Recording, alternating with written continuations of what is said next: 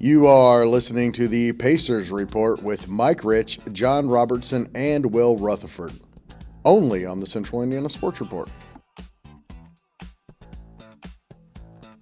Welcome back to the Central Indiana Sports Report, Pacers fans, for a special edition of the Pacers Report, kind of a reaction to the Pacers' loss to the Bucks, but more than that, a reaction to the start of the season.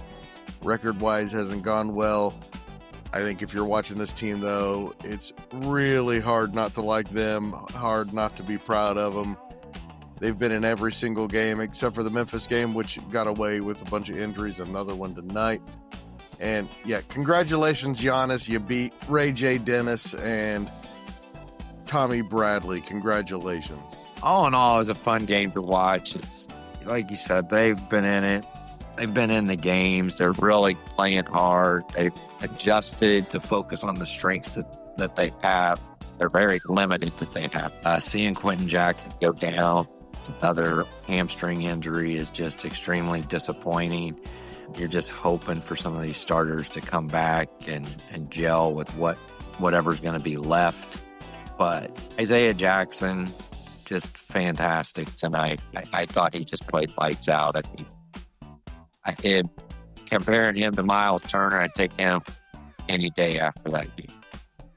Just looked really good, just dominating. I think he was up more for this matchup with Myles Turner than maybe Myles Turner was. All in all, you'd like to see a 6-1 record versus a 1-6 record, but it is what it is. Could have been. We'll continue to pull for this team and hope that they continue to just build on what they're doing. They're coming out, they're playing hard. They did better than I expected. You guys gave me a hard time last time because I said I thought it was going to be a blowout, and I was wrong. I was happy to be wrong. Furphy went down, which sucks.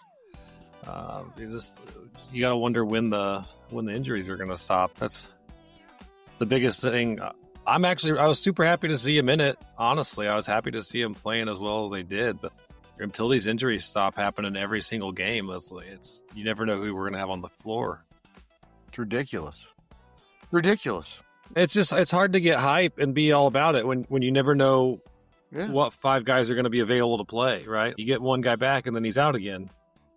Or you get 2 guys back and then they're out again. Or just it's just hard to get any momentum. I think that you're seeing, as far as the injuries, this is the consequence of deep playoff runs, is that you just don't get the ample rest. You come back, some soft tissue that just finds its way to strain, or you pull it and you just don't feel right. You don't feel 100%.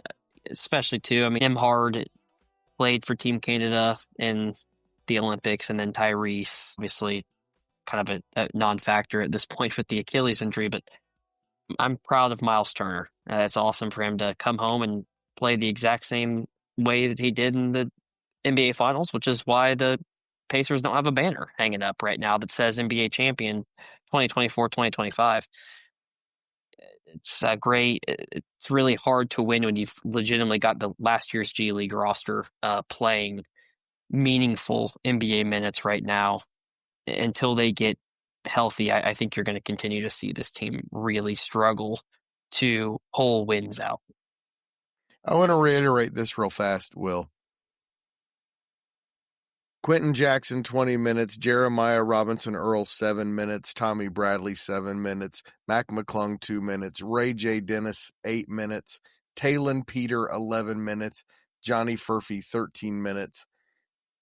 Just being in these games is an astoundingly good performance by this team through 6 games, and they're 1-5, or through 7 games and they're 1-6.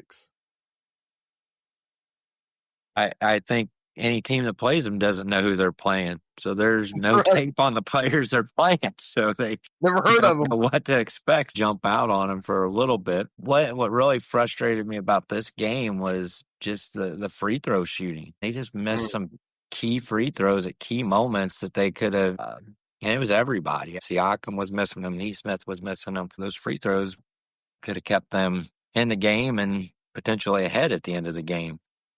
I think this is where you miss free throw wise. I mean, you're out to 90% free throw shooters between Halliburton and Emhard. I think that you're just going to see that this year. Like, your team free throw percentage is going to struggle.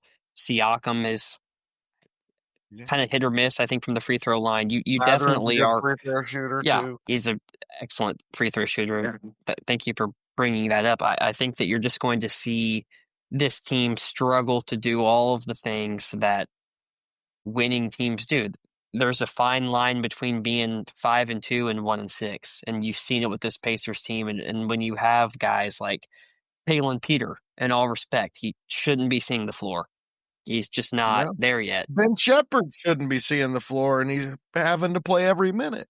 Now, one thing that does bother me a little bit is there was an opportunity to bring in some veteran guard depth onto this team, and the decision was kind of made not to do so, which I think that you can get behind in terms of if everything works out, it wasn't really needed. Right now, why sign Mac McClung if he's going to play 3 minutes? I get he's getting used to the system and stuff, but I think you at least play the guy a little bit. Otherwise, what's the point of having him on the roster? If he's just going to be the 13th guy, you could have found him. They signed him when Jackson was out, and Quentin Jackson came back, so that put him back at the end of the rotation. That's true, but it's just one of those where maybe some depth addition, if you just wanted to make this season, I think, a little bit more They brought in competitive. Cameron Payne, and I would much rather play Ray J. Dennis and Mac McClung For than sure. someone like Cameron Payne. I've been touting this Bam Adebayo trade, and if Isaiah Jackson plays like that, you don't need a Bam Adebayo. 6 offensive rebounds. That's exactly what we didn't get from Myles Turner. Good defense. Good defense. Sometimes. He did play some poor defense. Too much. He didn't foul out. He could have been called for about 3 more tonight, too, that they didn't call. So, man, he didn't foul out. I only got to see the fourth quarter, but Myles did not look impressive in the fourth quarter. First quarter was the only one. First quarter he played well. I think he was above his scoring average after the first quarter. 7 points. 7 points in the first quarter, I think. What did he finish with? 9? 9. Man, I am just so glad. Myles Turner said something in an article I read leading up to the game that kind of made me say, I told you so. He said that the Pacers offer made it impossible for him to even negotiate with him. They had no interest in bringing it back, Myles Turner back, and tonight proved exactly why. Myles Turner's legitimately probably the biggest asshole I've ever seen in the public setting following what he did for this franchise. Like, this was a guy that had very little public disrespect. He was always kind of rumored in trade rumors, but everybody was kind of pro Myles Turner. Oh, good for Myles Turner that they make this run, And then he just has completely dismantled that. It's when the WWE turned John Cena heel. It just doesn't work. John Cena is not a heel. Myles Turner is not a heel. And he goes on, does these podcasts, and it's like, just shut the hell up.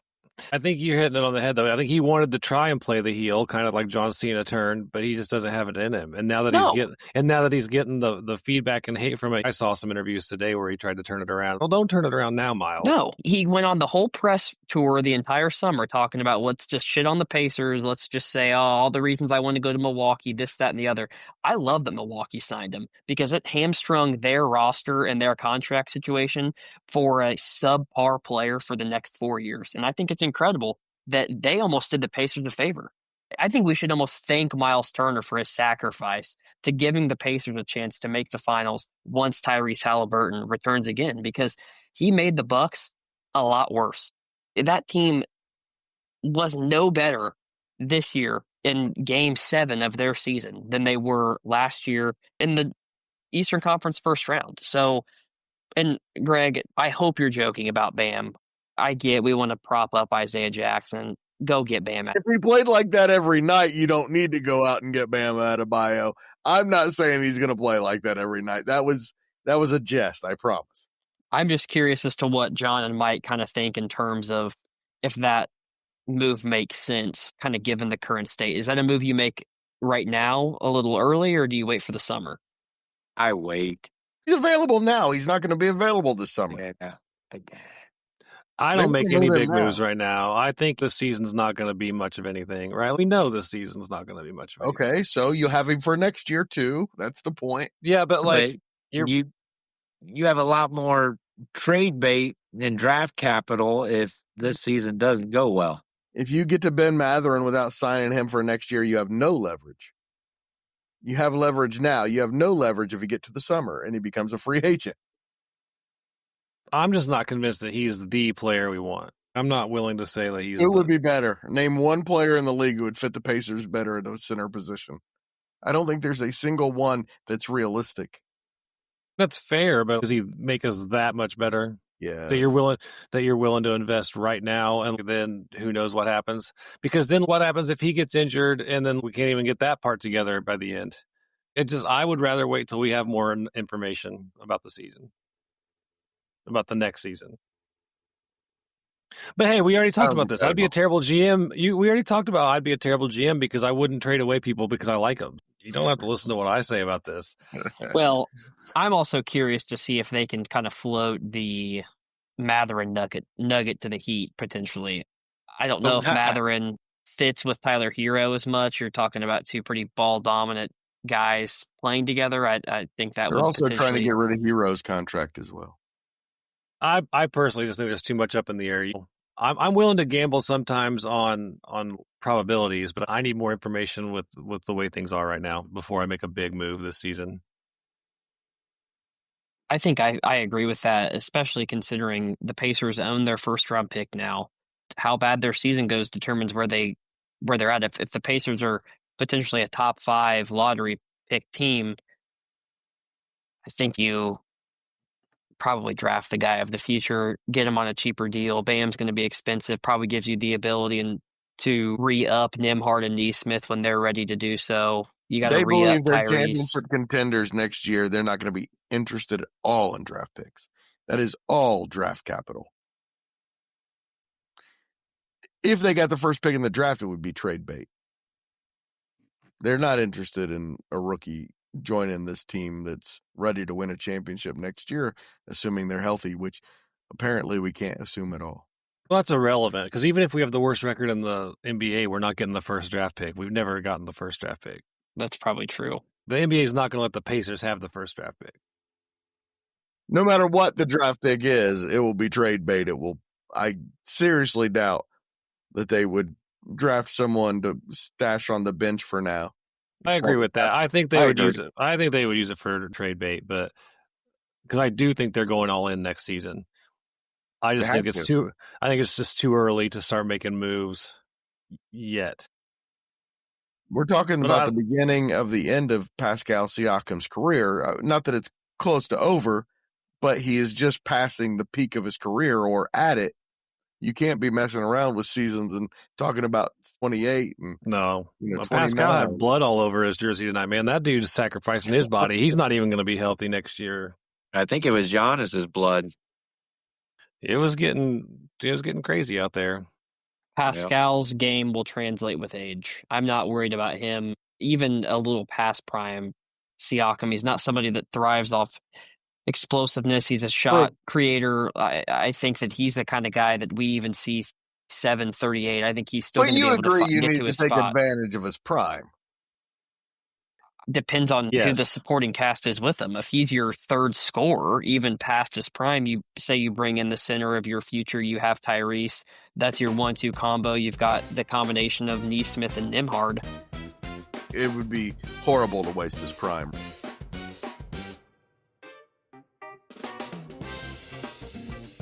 Guys, are we liking what we see with Jarris Walker? Bits and pieces. Well, Still like needs earlier. I only saw the fourth quarter, but he looked good in the fourth quarter. Yeah, I think he still takes too many 3-pointers. That he's got to stop with the 3-pointers. It's just bad shots. One you expect him to miss it. But the dime he threw off the Myles Turner turnover at the end of the second quarter and through that outlet was fantastic. So the vision he has is outstanding, and there's a lot of potential there. The vision. So far, his game log this year for assists, 4.345355. That's what you want from that position. If he can continue to develop, that he will be an excellent bench addition to this roster next year. Still needs to work on being able to create his own shot. I think he's still struggling with that a little bit. He's kind of reliant on the catch and shoot three. I don't know if he'll ever be Pascal Siakam, but I think that he can get near that ceiling, if that makes sense. They lost to the Thunder in double overtime. Game 2, they lost at Memphis. They were beaten handily, but it was close throughout until the injuries started piling up. Lost by 4 at Minnesota, by 2 at Dallas, and they get blown out by Atlanta. Then they win. They beat the Golden State Warriors on Saturday night, and then they take the Milwaukee Bucks to the buzzer. Your instant reaction to that? They're going to come back to the reality. They're out playing where they should be playing, to be honest with you. And I hate to say that because I want to see them doing well. They're gutting out these games, but that can only last for so long before they start to hit reality, I think, until the people get back. What's to say about this franchise, Mike? We've all said it. We have faith in Pritchard. I trust in Pritchard, and I think trust in Carlisle. I think we have great coaches. I think that they have this team prepared every night to keep this team motivated. They know they're not a 1-6 team. When they're healthy, they know that, and they're doing everything they can. They're putting it out there, and it was a great game to watch, except for the last second. It was back and forth. They were in it. They were competitive. They got down by 10 or 12 points, and they would come back, and they just kept fighting and kept clawing their way back into the game. They're a scrappy team. They have that next man up mentality, and I think they're going to have, 11 people that are going to be in street clothes for the next game. Yeah, crazy. Just hope we start getting some of our players back like Nembhard and McConnell and fill in where, and see where we're at. I still think we have our starters back and we can keep the people we got right now healthy. I still think we have a good shot at getting back to 500.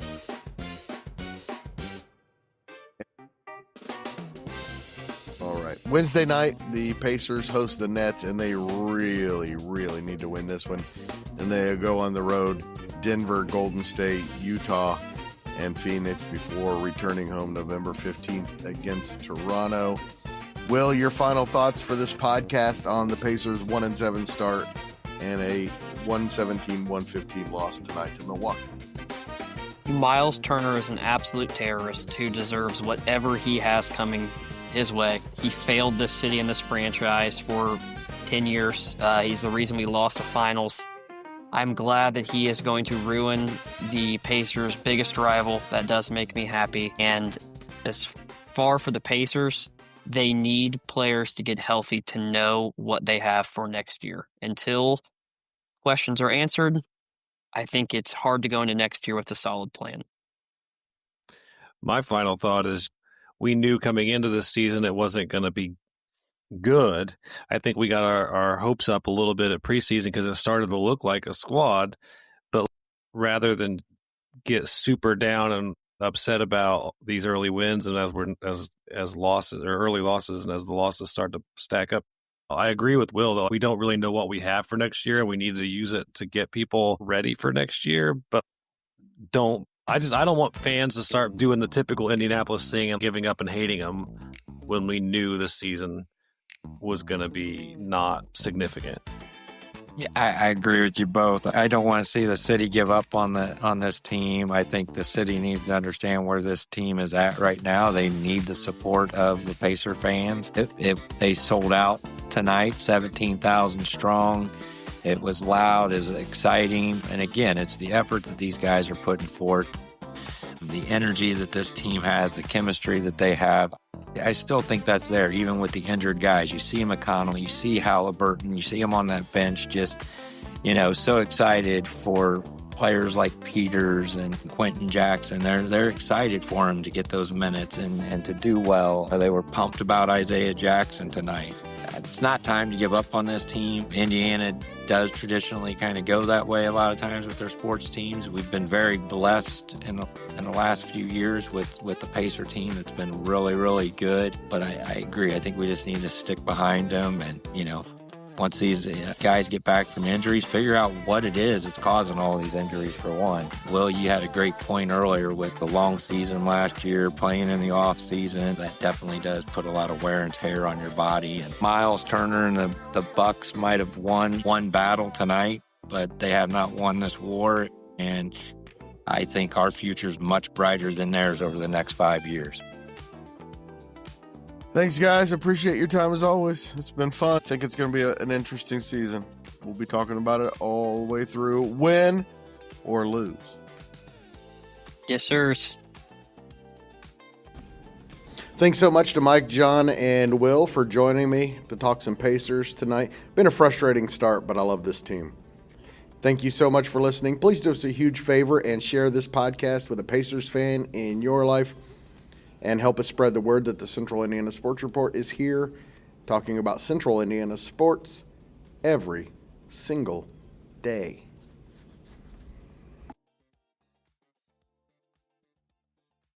Central Indiana Sports Report is a product of ITG Media. And I love Susie.